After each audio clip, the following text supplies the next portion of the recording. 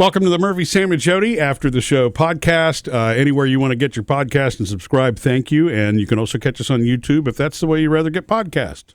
Okay, so for the full story on Murphy having this reunion 5 years in the making since the time you and your family sold your dad's 1966 Corvette Stingray, and you decided to let it go, and now she has been restored. The owner does not even live that far from us, and you were reunited with this car. All of which are crazy surprises. You know what crazy. I mean? I have to shout out to the tenacity of Stephen Chapis, who really helped put this together. So he's the writer who's writing an article about the car. Is it going to be in Corvette magazine? It's going to be in Corvette magazine. Cool. And so that's coming soon.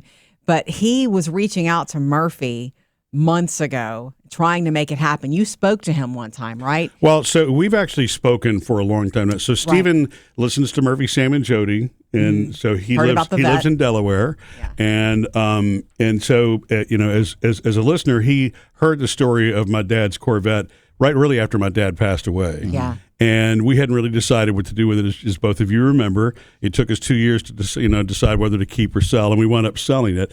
But anyway, his interest began at that moment. He wanted to know the story because he is a Corvette and an aviation enthusiast. So he and I did an interview 2 years ago. It's actually been 2 years ago now. When he started writing the story. Yeah, and he started writing the story, and he had thrown the idea around. He would love to come down, see the car. Maybe we can connect with the guy who bought it. Well, in that time period, the car sold again. The person who bought it from us wound up selling, it, like literally. Basically flipped it. He fixed it up and he flipped it. Yeah. And so Kevin, who's the gentleman who bought it, the guy that bought it from us was his name was Roland. He told me he had sold it. He said, but here's the name of the guy who bought it. I'm like, well, look, thank you for doing that. Mm-hmm. It's like all along this way, People have been wonderful. People have been doing things that they did not have to do, but they did. What I wanted to tell you about the tenacity of Stephen is this. A couple of months ago, he finally reached out to me and said, hey, Jodi, I have been trying to schedule this with Murphy, and Sam laughs. He's like, it seems like this is going to be hard to do. Can I maybe just do this with you? And I said, Stephen, you've come to the right place. If you want to make something happen, you need to make it happen with me because Murphy is incredibly busy. And I can help you surprise him. Otherwise, it may not happen. Yeah. And so he started reaching out really in early this summer when my mom was in the hospital. And there was so much going on for me. I felt like my communication with him was a little bit lackluster, and I hate that. But anyway, not as lackluster as mine. But the thing is, we were communicating by email, and when we finally exchanged text, that's when the conversation regenerated. Same. Yeah. Okay, so my favorite little part, though, is once we knew he was coming and he had chosen dates and told me when he could come, I tried to make it happen for everybody in the family, and we couldn't. Your sister and her family weren't there yet. They're going to get to see the car in time. But it was so funny, some of the things he was asking me, because he wanted Murphy to be the one to open the door, answer the door. And so I'm like, I can make that happen. If you come to my house on like a Saturday, I can have him there. And he messaged me a week or so ago saying, do you guys happen to have cameras? I'm like, do you know Murphy? Of course we have cameras. We're going to have, and he's like, is he going to see me coming up to the door? I said, not if I can distract him and just ask him to answer the door. So you have no idea how much I was sweating at 11 a.m. when I knew he was about to arrive. Look, you did a great job. I was wondering why you were dressed that way at 11 a.m. Okay. Well, you know something, too. Murphy loves the curtains to be open in the front room because he loves to have the light let in. I knew that if a red sports car comes zooming to the front, in front of the front walkway, he's going to see it and know. So I'm standing there in front of the window. and Taylor, our oldest daughter, Taylor was home, and she's like, just close the curtains. I'm like, have you met your father? Yeah, that'll be a dead giveaway. As soon as you close it, he's going to go, open, let the light in. Yeah. So I just stood there trying to distract you with conversation about nothing. I'm not good at that either, by the way, because I was like, so. You had me fooled. For one thing, you had told me, knowing that my birthday's coming up, you had told me to block Saturday out. Yeah, and he thought it was be a birthday celebration. And I think, as all of you know, I don't like to spoil even my own surprises. Yeah, I don't want to know. I don't want to ask questions. Jodi and I have been married and together now for almost 27 years. When you've been together for that long, even one word, one tone difference can sometimes be a giveaway, Well, he was getting ready. I was getting the cheese boards ready and food and grapes and stuff. And he's like, oh, he's doing a little. I'm like, don't ask me any questions about what I'm doing. So she was awesome about that. And I just assumed, okay, it's either family, friends coming over or something. She said. Another one of these surprise things. She said, you may want to wear shorts. It's a hot day. I'm like, okay, that's fine too. And then I'm thinking, okay, well, we're going somewhere. But out to the front of the house, but he couldn't know that. Eventually, he asked me so many times about what kind of shirt. I'm like, I can't tell you. And if once the surprise is here, if you want to change clothes, feel free. So once the doorbell rang, I guess is what it was, and you asked me if I would go get it. Can you please go get that? But I never did. I never saw the car sitting out front, and that's because it was parked dead center at the front door, and our front door has little thin windows on either side. So if you're walking straight to the door, you're not going to see directly what's out there. And shout out to Kevin who parked it perfectly in the center of the walkway. So when you open the door, it's like, the Corvette was there, looking like the sweetest sports car. I'm not into cars, but it is so gorgeous, this car. Well, let me, in case you didn't hear the show, can I share my reaction at least? Because this is really what, where the massive just jaw drop happened was when I opened the door. And the first person I see, I didn't even see the car at first. I saw Steven at first. And he and I, obviously, I recognized him because we've done these social media, these Zoom calls and stuff before. So I've seen him. It's the first time that we've met. So that was exciting. I'd never met Kevin, who's the present owner. He and I spoke once. It was a great hour-long conversation when we talked. And I did, this was back in March. It's like, I would love to come see the car at some point. And he's like, great, you just, coordinate it with me. So he's there, and behind him, there it is. My dad's, now his, 1966, Corvette Stingray, all shined up with, tires, and it's hubcaps, everything that we'd saved for it, in its really pristine condition. And when it was first purchased from us, there was some paint damage on the front that was repaired before Kevin bought it, but the rest of everything he's left in its original condition because he doesn't want to alter the vehicle, and like he's the perfect new owner for it because he really loves it. But I was speechless. I mean, when I tell you I was stunned, it was the perfect surprise because I had zero clue. I mean, I had no idea.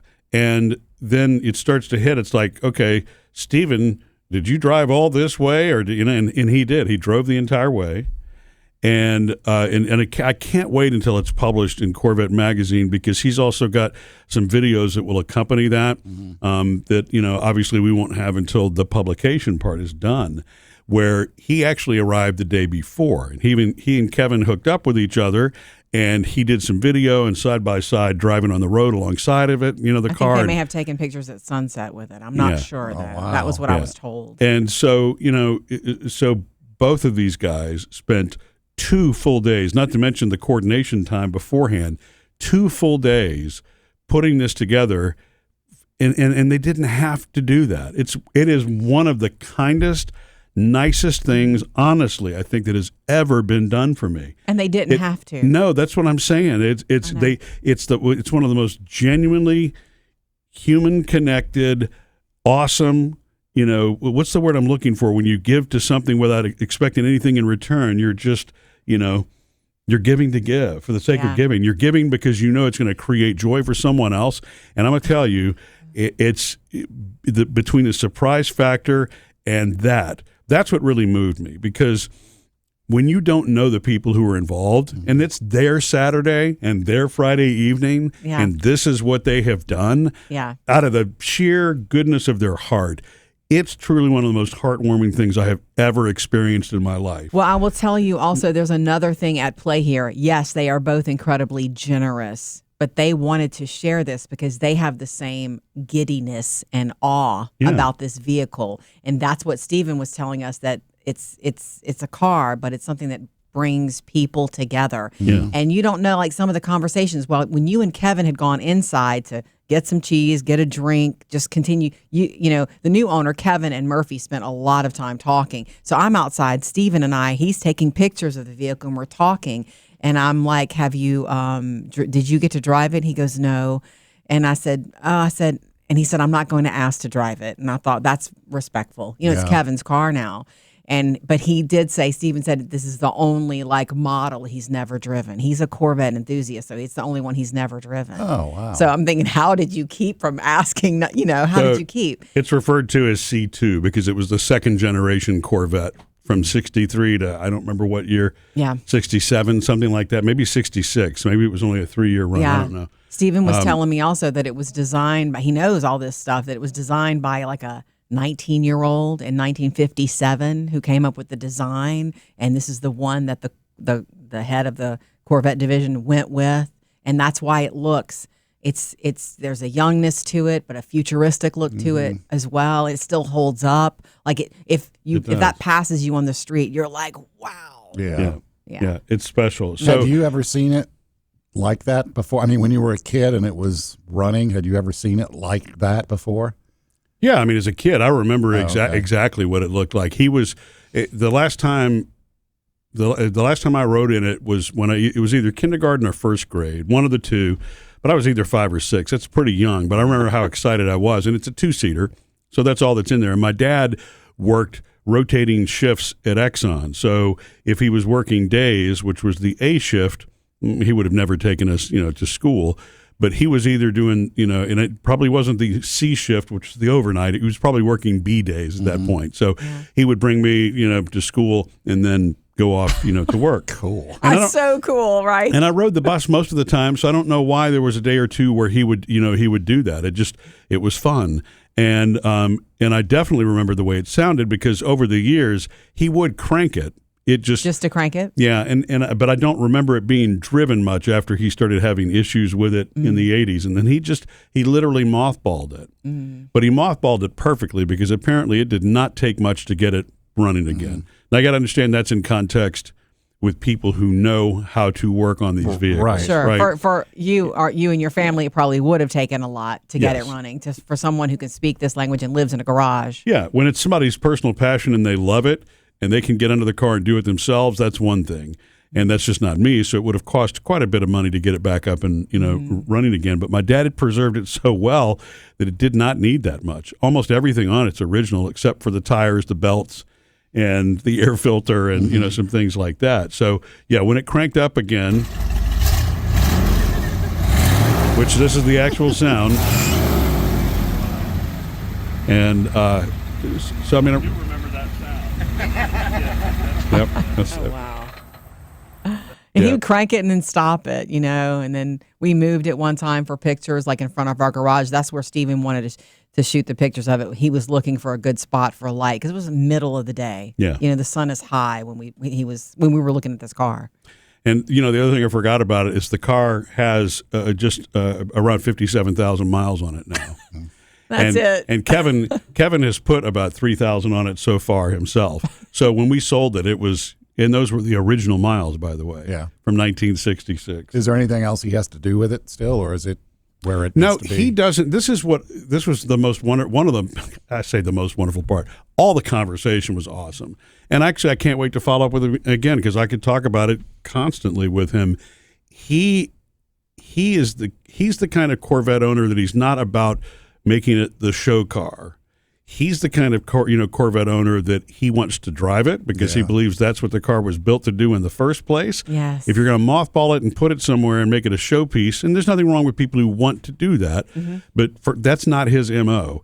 He's got a couple of Camaros, I think he says. There are a number of different vehicles. He has 3 other Corvettes. I can't remember what years. Yeah, and he loves it. Those are his babies. That's his personal passion. And so he wants it to be as an original shape as possible. So the only things that had really been added to it, there were some, I'm going to use probably the wrong, the overhead cams, I think is what they're called, are now chrome, and the original ones were not that were sitting on the car. So those were aftermarket, but they might be the same kind the car originally had. I don't know, and I don't know if Roland or Kevin was the one who added those. We had saved the hubcaps.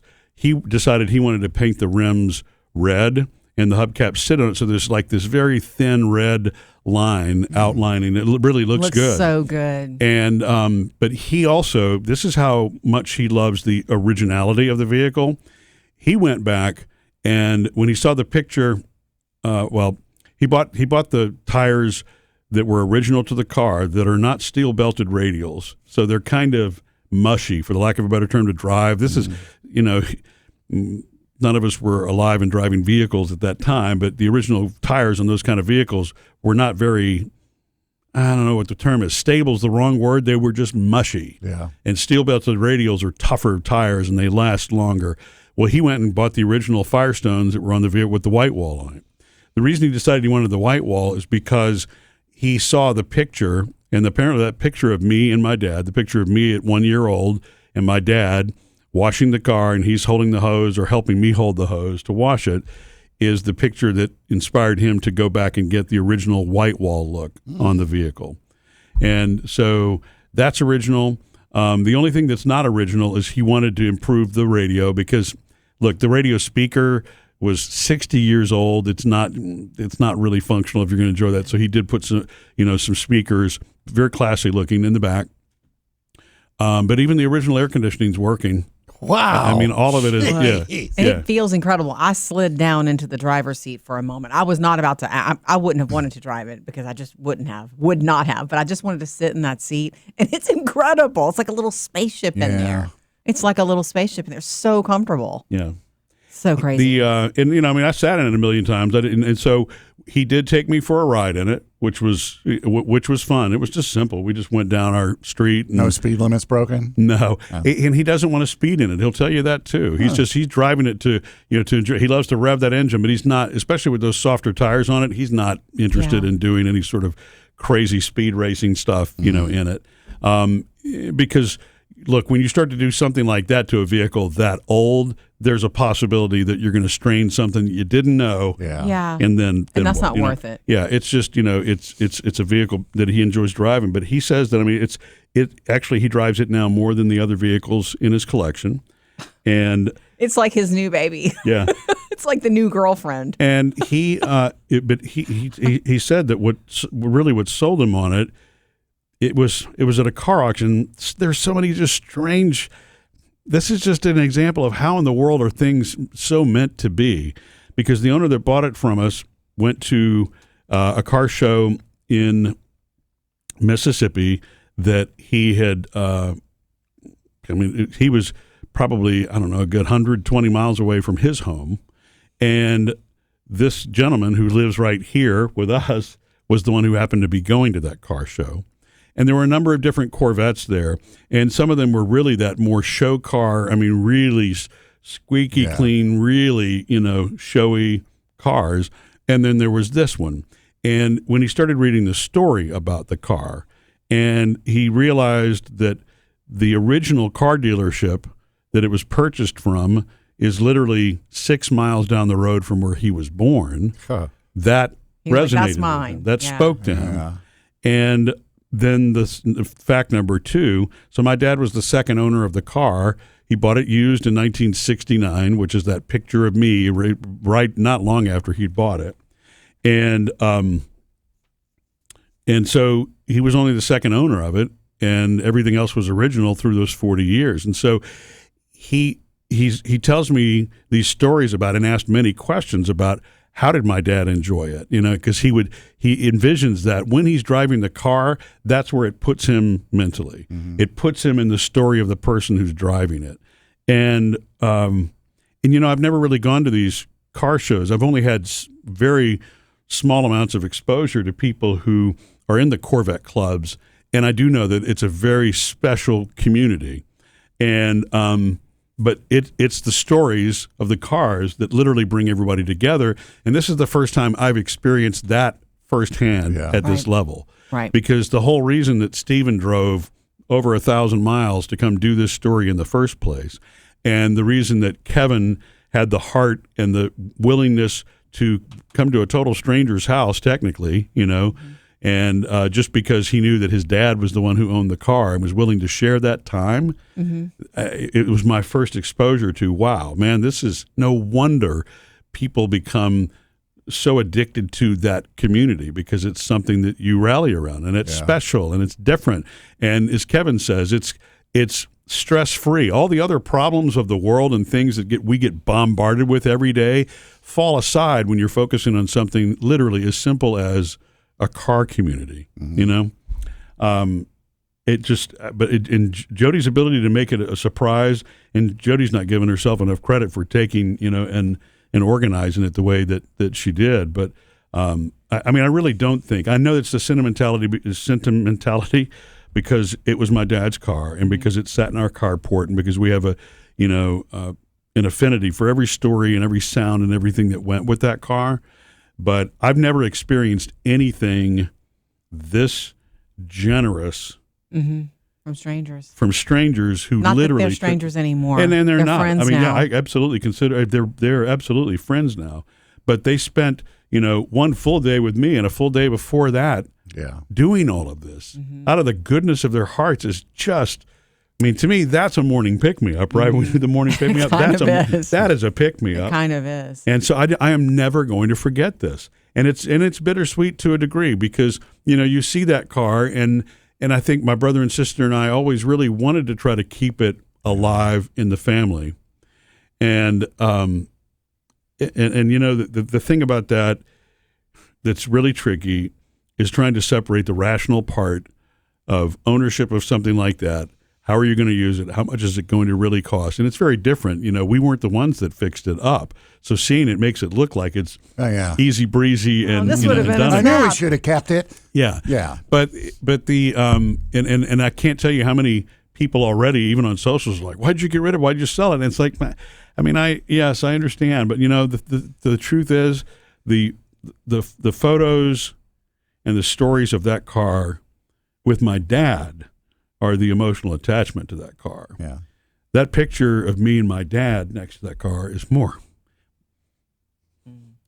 important to me than the vehicle. And as much as you would like to hold on to those things, excuse me, I'm sorry. I don't want to say it's just a car, because it's more than a car, and it's brought more people together.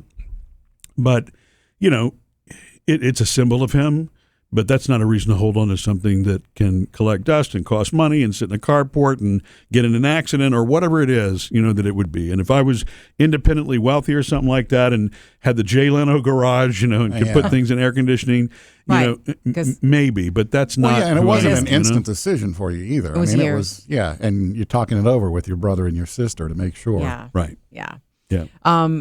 As far as putting the day together and all that, the only thing that bothered me was that I couldn't make it happen that your sister and her family could be there. So it was like, oh my gosh. As soon as the car was there and Murphy was out front looking at it and all the oohing and on, and Taylor and Phoebe were there, and our Murphy's friend Randy came down, and you were invited. I know you couldn't come, Sam, but Murphy turned around to me, and as I knew he would, is your brother was there and his wife Christy, and you were like, is Jackie coming, or are they coming? And I'm like, they were coming home from a vacation and they couldn't make it. And understand these dates had been in the works, 17th, 18th, 17th, 18th had been in the works for a while, and I just couldn't. And I felt bad about that. Yeah. If I could change anything, I would change it to where maybe it was one day farther, but I couldn't ask Stephen to do that because he also had to get to a book signing. Like, he had to leave the very next day as well. I think it's meant to be anyway. You're talking about a day that was 97 degrees. It was very hot.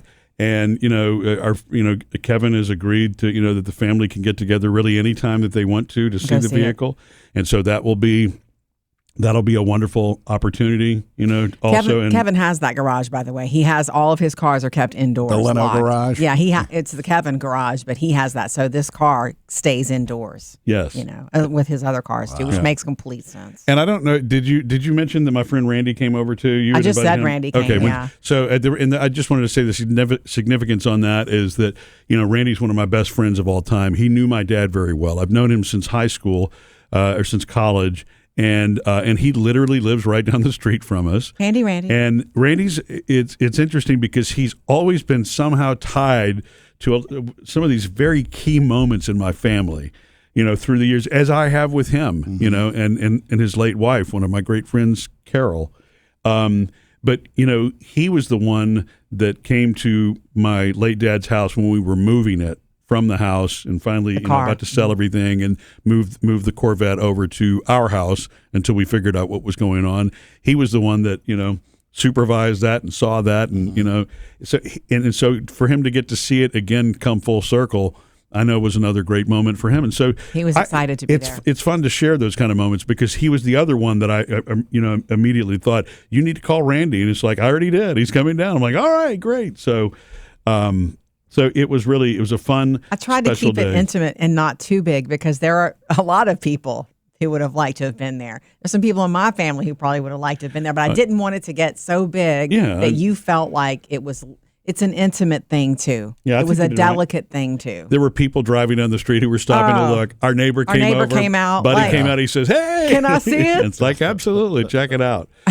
So we'll wrap the podcast the same way that the visit wrapped up. With us, with Kevin cranking up the car and leaving. And if you're watching on YouTube, you'll get to see it, the video itself as she drives away.